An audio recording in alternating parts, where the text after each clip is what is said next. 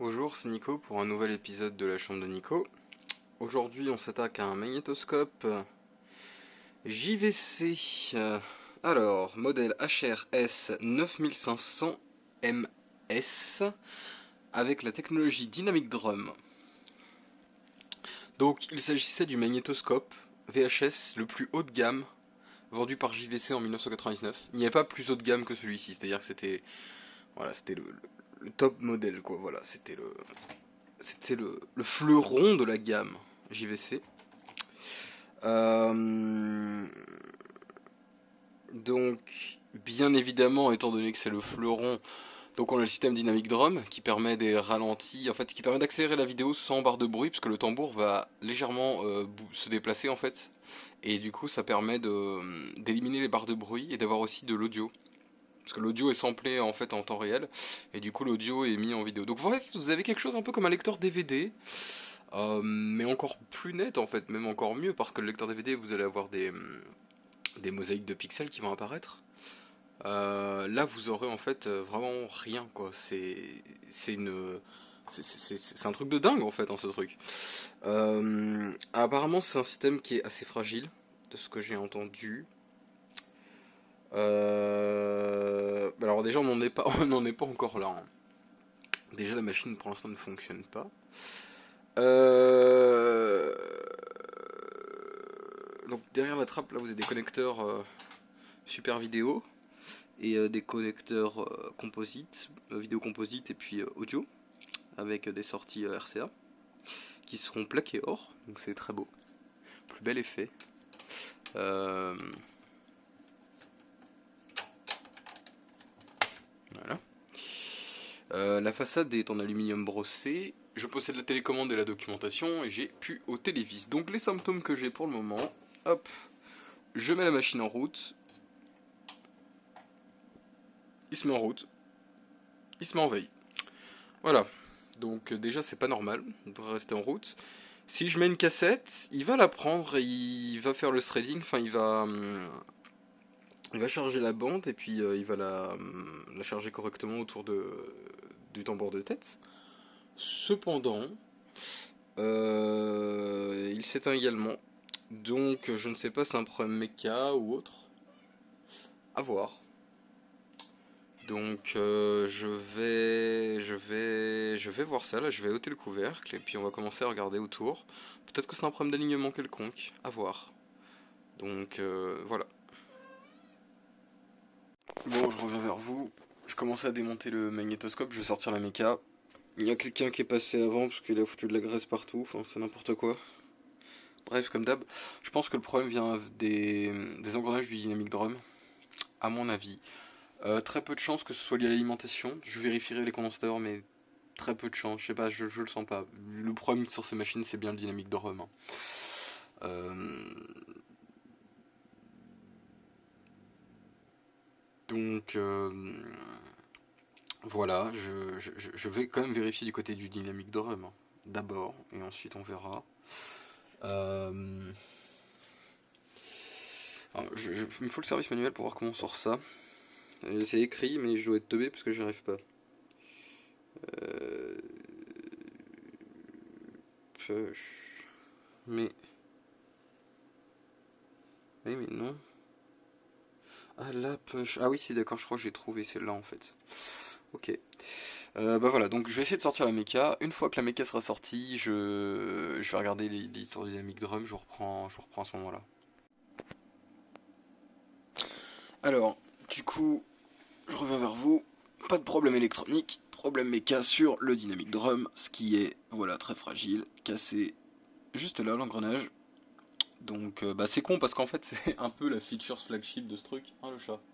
Bah oui.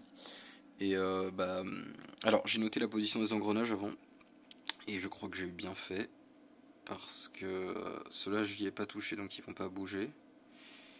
Mais les autres ils sont cassés là quoi. Ouais non en fait tout est pété quoi, les engrenages ils ont cassé. Parce que je pense qu'ils sont pas assez manque de graissage quoi, je pense qu'il faudrait qu'il y ait plus de graisse lithium. Donc si vous avez un JVC de ce type, il faut évidemment le graisser avant de l'utiliser, parce que sinon vous allez casser les engrenages, et puis bah après c'est mort, il n'y a plus de dynamic drums. Ce qui est con, hein, il marchera le magnéto sans, le problème c'est juste que bah le principe de dynamic drums, bah c'est que ben ouais, pour que ça fonctionne, enfin pour que ça fasse un avance rapide sans bruit, bah c'est que voilà, c'est ça qui fait que ça fonctionne.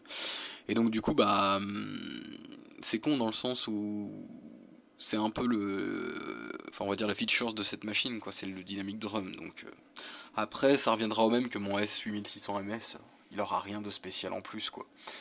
Donc voilà, après c'est un problème très commun sur les JVC. C'est d'ailleurs pour ça sûrement qu'ils ont arrêté ce système, peut-être parce que c'était fragile. C'est dommage parce que c'est vraiment un truc génial quand ça fonctionne. Moi je vais essayer de réparer les engrenages, enfin réparer. Je vais essayer de faire un truc à la MacGyver.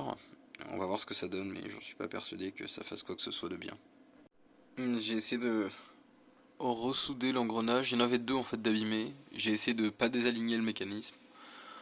Après avoir, de toute façon si ça marche pas, je retirerai le dynamic drum et puis c'est tout. Mais c'est dommage parce que c'est la feature flagship du truc quoi. Donc bon. Enfin ça fait un peu... J'ai fait ça au microscope et avec une panne ultra fine. 0,3 je crois. Mais même avec ça, c'est très compliqué. Hein. Et de toute façon, même si ça fonctionne là, ça ne durera pas parce que l'engrenage va finir par casser à nouveau de toute façon. Voilà. Bon, alors, il a fait un bruit pas ouf, il s'est éteint. Je l'ai rallumé, mais bon, là, il a pas fait de bruit spécial venant du dynamic drum et il tourne. J'ai nettoyé les têtes. Je m'apprête à mettre une VHS dans la machine et on va voir ce qui se passe. Déjà, il va falloir réussir à insérer la VHS.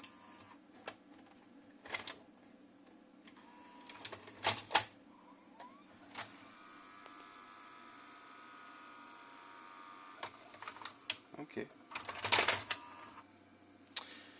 Donc il est pas ultra heureux. Peut-être qu'il n'arrive pas à charger la VHS correctement parce que la courroie elle... Ouais c'est ça. Ah il est en lecture. Oh il y a du son. T'es en état d'arrestation.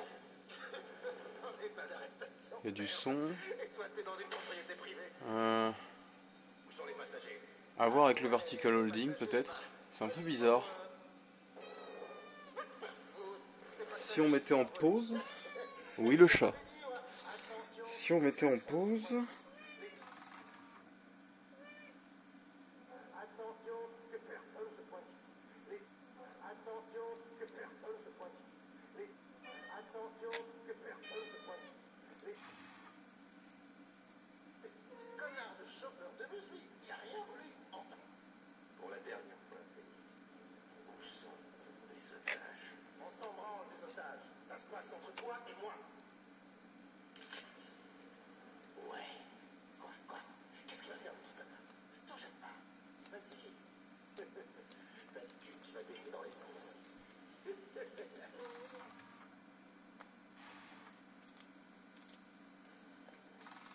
Là on entend le dynamic drum qui fait du bruit mais... Bon déjà l'alignement on repassera. Et surtout les fonctions d'avance rapide, je n'arrive pas à y accéder. Elles fonctionnent pas. Alors.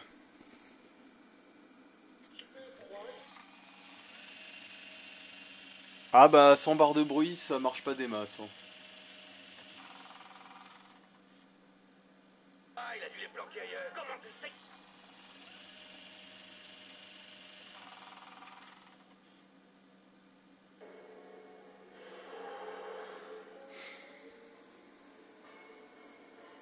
Oh, il lit déjà, c'est déjà pas mal. Il a courroie de chargement qui est fatigué.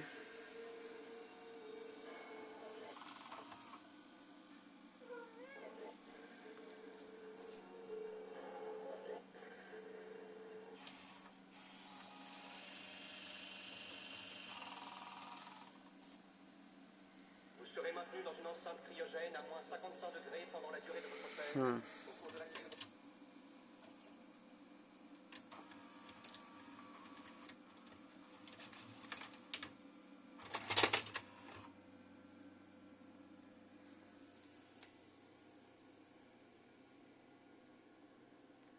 Alors, est-ce que le système Dynamic Drum fonctionne? Apparemment non. Mais bon, à voir. Je vais essayer de chercher une cassette où il n'y aura pas de droit d'auteur. Puis celle-là, elle est un peu merdique. Et ben, en fait, c'est pas si horrible que ça. Attention, avance rapide. L'image est déformée un peu sur le haut. Mais ça a l'air d'aller, hein.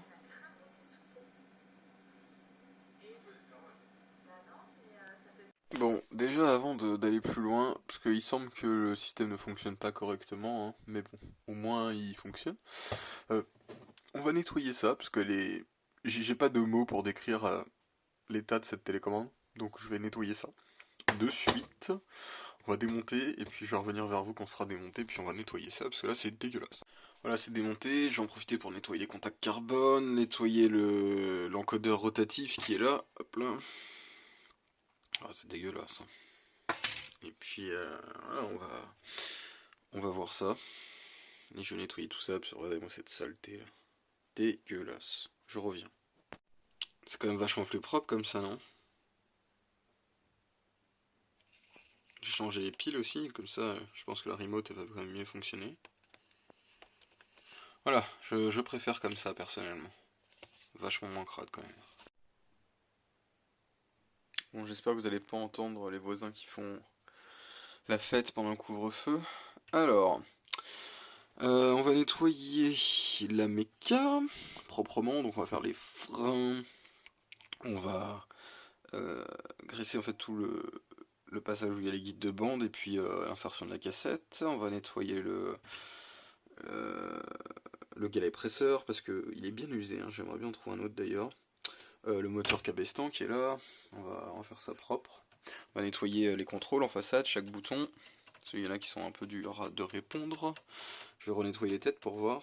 Je pense qu'elles sont propres, mais voilà, on sait jamais. La tête de contrôle et d'audio mono. Ensuite, on va faire la tête d'enregistrement. Nettoyer ça, je pense que c'est pour aider la bande sur le ralenti. Aucune idée, mais voilà, on va voir. Puis après, alignement des guides de bande. Voilà, enfin les trucs classiques sur l'entretien de méca. Mais le Dynamic Drum semble ne pas fonctionner, ce qui est très malheureux. Mais il faut que je regarde si je vois la tête se déplacer, parce que j'ai vu une vidéo sur internet du système en fonctionnement, et tu vois, alors elle se déplace de quelques millimètres, mais tu la vois se déplacer à l'œil nu en fait. Donc il faut que je regarde si c'est le cas sur la mienne. Je vais voir ça. Puis on va finir de nettoyer l'intérieur du magnétoscope, le reste quoi. On va nettoyer où je peux partout, et puis bah je vais faire ça là, je reviens vers vous, je vais vous montrer ce que j'ai fait. Je peux pas vous montrer en même temps que je le fais, parce que c'est compliqué de filmer et de nettoyer les choses, mais je peux vous dire au moins ce que je fais, et voilà. Comme ça vous pouvez éventuellement le refaire chez vous. Enfin là il n'y a rien de spécial, hein. C'est du nettoyage mais et de l'entretien. Ouais, j'ai nettoyé absolument toute la méca, regraissé correctement la méca, et puis on va voir ce que ça donne. On va voir ce que ça donne.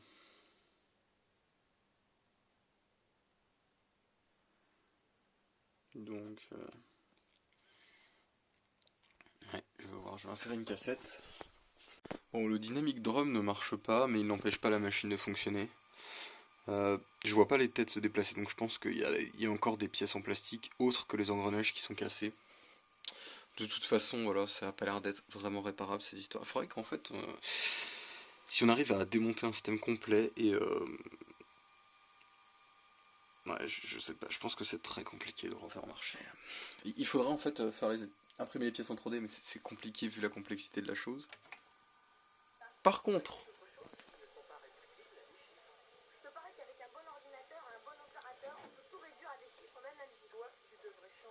la machine fonctionne très bien, le ralenti est parfait sur chaque frame, enfin comme un bon JVC quoi. La lecture accélérée fonctionne, c'est juste qu'il y a des barres. Encore en mode 2 fois ça va. Là je suis en mode accéléré 2 fois, il n'y a pas tant que ça de perturbations. Après si on passe plus vite que 2 fois, là on va avoir des lignes sur l'écran, mais comme un magnéto tout à fait standard en fait. Cela dit, il fonctionne parfaitement, le time bass controller fonctionne. En fait il est identique à mon autre modèle, hein. La vraie différence, les vrais features, bon il est peut-être un peu plus imposant, mais c'est à peu près la même chose. La vraie feature ici c'était le dynamic drum, mais du coup bon bah il fonctionne pas. La méca est en parfait état, du coup, enfin en parfait état, elle a servi, mais là elle est bien.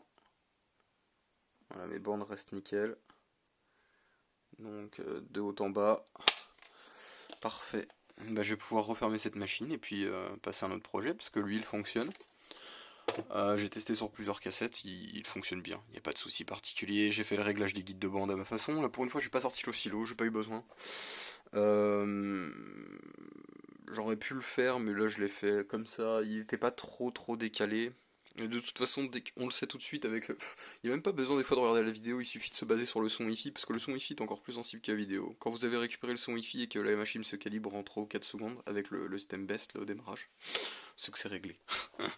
Voilà, donc là les guides de bande sont plutôt bien.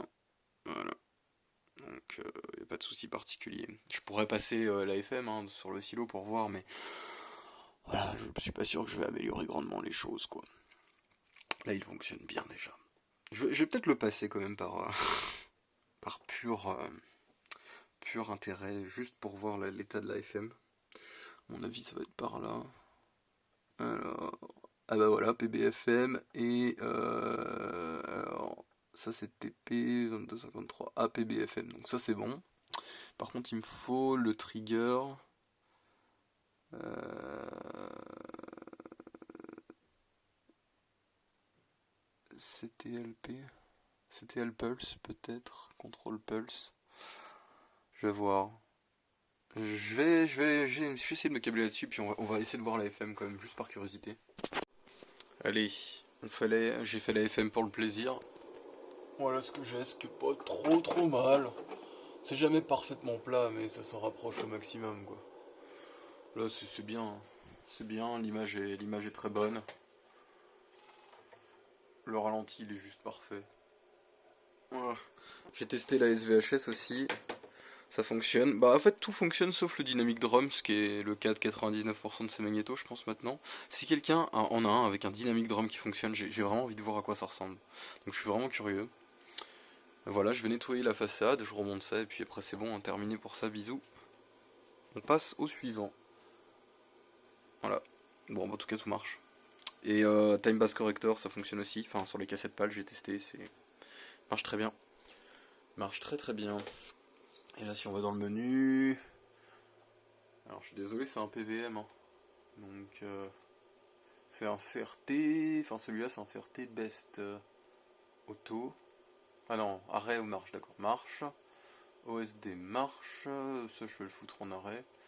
Digital marche, ça c'est les filtres. Système couleur auto. Et à la sortie elle se fait en pâle. Non, sortie là je le passe par le transcodeur du coup.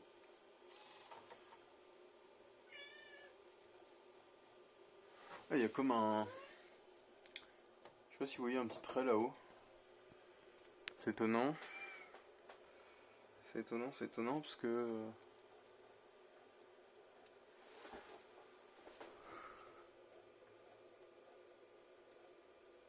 Ouais, c'est étonnant, hein. C'est un peu étonnant. Je vais voir juste pour ça, là, ça me perturbe. Oui, en fait, l'effet, il est là que quand on utilise le transcodeur PAL. Alors, je sais pas si c'est un problème du transcodeur PAL ou si c'est possible que ça fasse ça. Je dois vous avouer. En tout cas, c'est quand tu passes par le transcodeur. Quand on est en CCAM direct, ça fonctionne bien. Donc, de toute façon, la FM, elle est... Je vais remettre en play, mais la FM, elle est très bien. Donc, il n'y a rien à toucher. Il n'y a rien à toucher. En fait, si le dynamic drum, il semble bouger. Si vous regardez bien la tête, elle va bouger. Je sais pas si vous le voyez.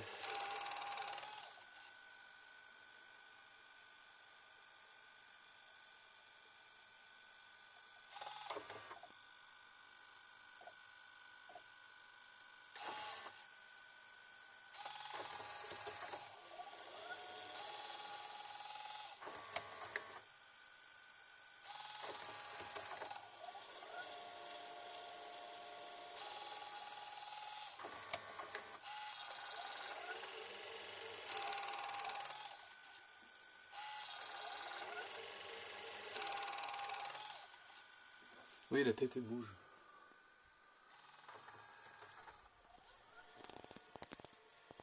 Attendez, parce que je suis un pur idiot. En fait, le dynamic drum, il marche parfaitement. Il marche, mais genre parfaitement. Non, en fait, j'ai lu le manuel, comme quoi des fois il faut lire le manuel, et il fonctionne parfaitement le dynamic drum sur ma machine. En fait, je l'ai branché sur ma télécran plat pour que vous vous rendiez bien compte du dynamic drum, parce qu'en fait, c'est juste génialissime. Là, je suis en 2 fois accéléré, et l'audio revient. Là, je suis en 3 fois, en 5 fois, en 7 fois accéléré,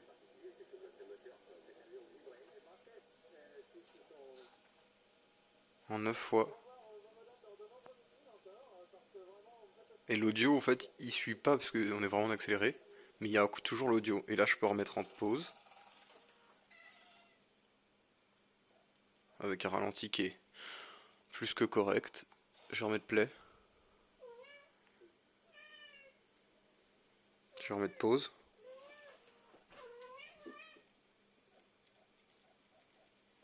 Non, c'est vraiment pas mal quand même.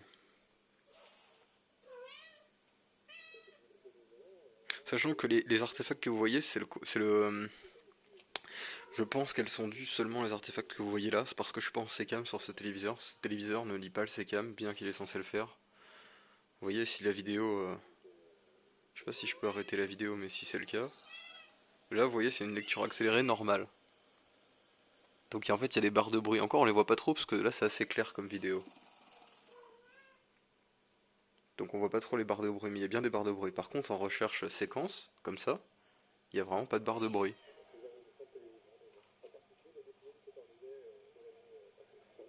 Alors il y a cette partie-là qui est un artefact, qui est dû au transcodeur sécam, enfin PAL, sécam vers PAL, je pense.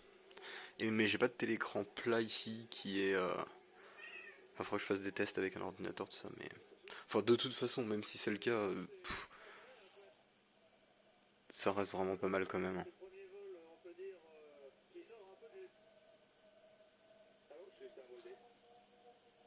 En 5 fois, ça disparaît tout à fait. Voilà, mais là je suis en 5 fois quoi.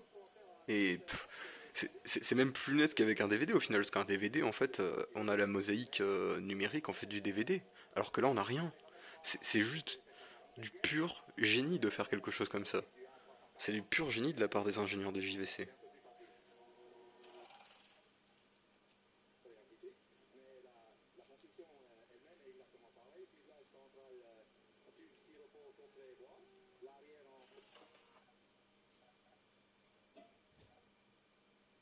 Ah, il y a ce fameux effet de flou, mais je sais pas à quoi c'est dû. Ah, vous voyez, CVBS, PAL. Si je mets en sécam, j'aurais pas de signal de sortie. Pourquoi mon ralenti fait ça, j'en ai pas la moindre idée. Faudrait que je teste sur un autre téléviseur, mais... Bon, cela dit, le ralenti, il est pas, hein, il est pas horrible non plus, soyons tout à fait francs.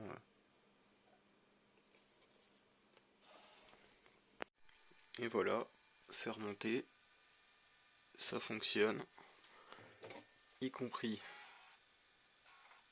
le dynamic drum.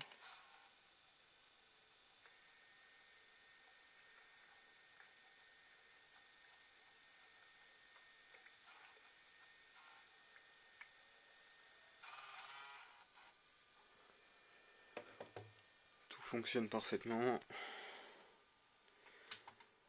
Alors pour l'éjection, c'était le petit levier qui était tordu, vous allez voir après.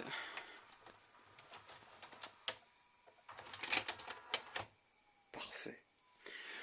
Donc le petit levier ici, je l'ai retordu la partie du dessous. Hop. Voilà, il fallait retordre la partie du dessous, bah là tout marche. Y compris le SVHS, j'ai tout testé. Je vais pouvoir remettre le couvercle et passer à autre chose parce que lui c'est terminé, il est fini.